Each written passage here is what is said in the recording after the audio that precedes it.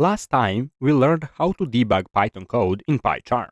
But what if you're using VSCode, Sublime, Spider, or something else? Well, today you're going to learn how to debug Python in any editor. This code here is from my previous video, but I only added this add function and you will see why very shortly. If you want to debug your code, Python has a built-in function, breakpoint, that will let you debug your code. As you can see, I didn't import any module, I just called breakpoint function, which means this breakpoint function is built in inside Python. Now I can run my code and I'm inside a console that looks like this. This here is Python's built-in interactive debugger.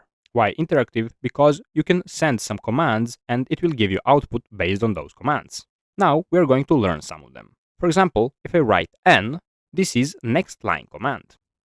As you can see, from this add function, I'm now in this for loop. If I write n again, I will now jump to next line, which is breakpoint.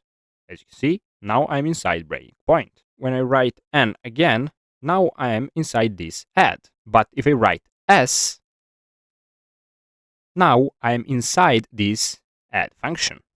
That's why I added it, because this s will let me enter some pieces of code, if it's a class or a function. If I simply wrote n, then like here, it would just jump to next line.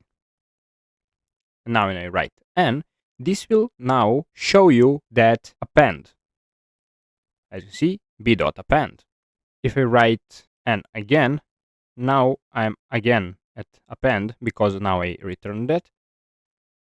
And now I have returned from that function and I'm inside this for loop. What's interesting is I can also print an expression. To print an expression, I need to write the keyword p and then write an expression. For example, I want to print my list b.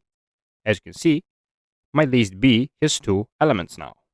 And also I have another function, l. This command shows you where we are in a code and it also prints me the whole code. As you can see, I can see the whole code now.